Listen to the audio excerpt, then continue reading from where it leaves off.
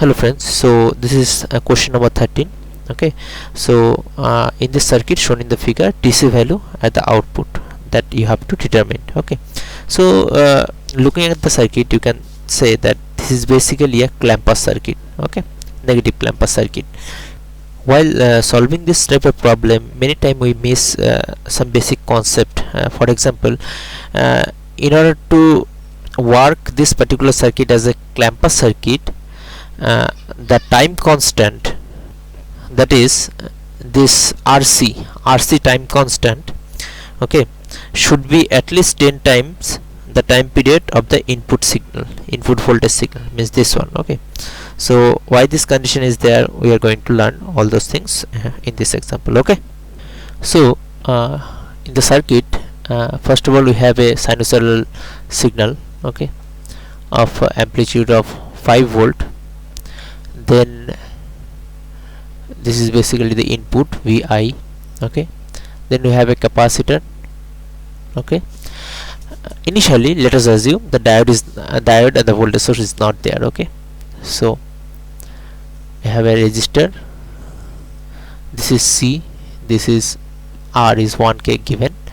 So if this diode and voltage source are not there, so in that case what will be the output?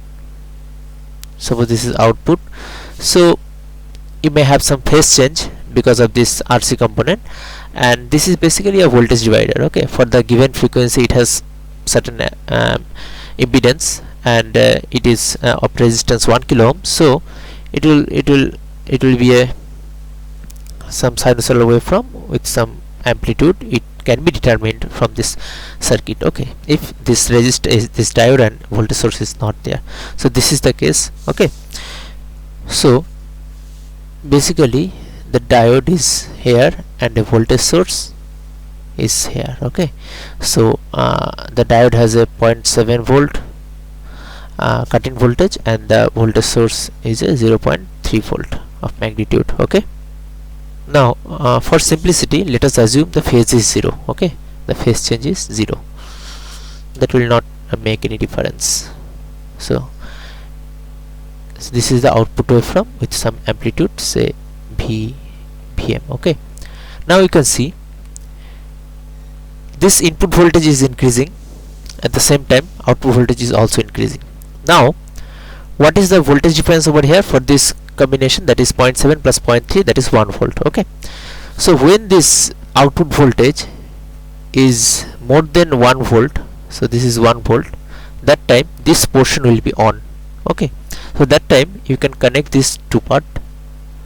Okay, so your output voltage will be at 1 volt saturation voltage.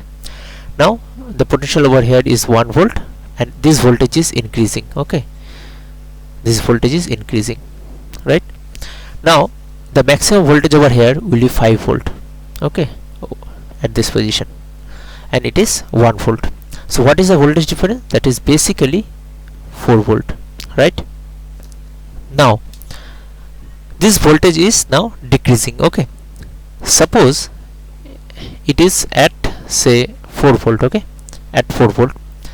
Now you can see for the capacitor there is a discharge path. Okay, so it can discharge through this because the internal resistance of the voltage source is 0. Okay, so this is basically a short circuit for this capacitor, so it can discharge through this 1 kilo ohms path. Okay, but we have assumed that this time constant, RC time constant, is at least greater than of 10 times of this time period of this input signal. Okay, so we can assume this voltage 4 volt is basically a constant voltage, it is not reducing with time. Now when the input voltage slightly reduced from this 5 volt, what will happen? The voltage over here has to decrease. Okay, suppose this is 4.5 volt. Okay, over here 4.5 volt. Now the voltage difference here is 4 volt, so it must be 0.5 volt.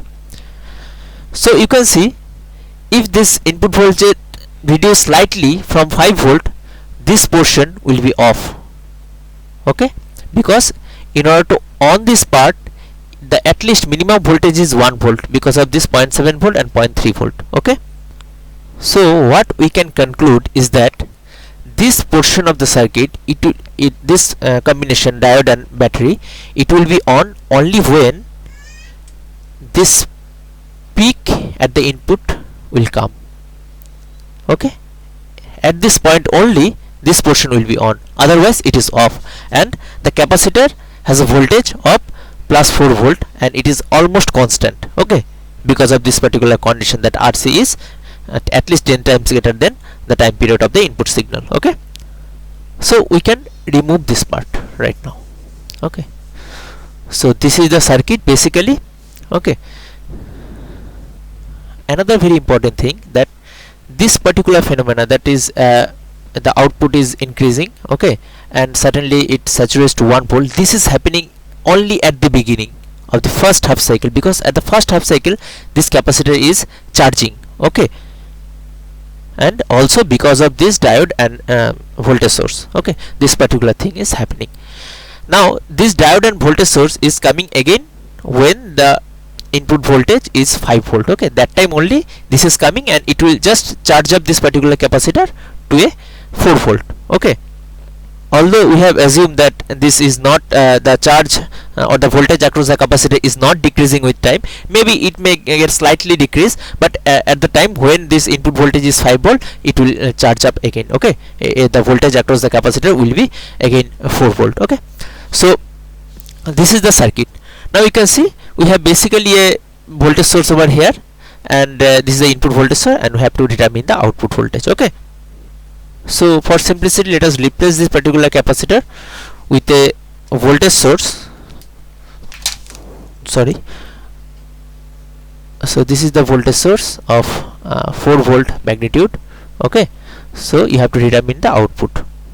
So this is basically, you have to add this minus 4 volt with this input source, because the positive side is over here, negative side is over here. So minus 4 volt is added with this input voltage.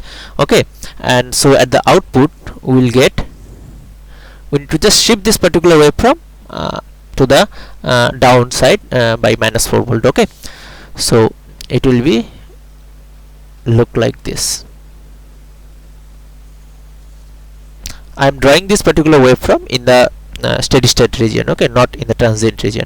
So this is basically minus 4 volt and this is your 1 volt. Okay, so this is the DC value, the average value.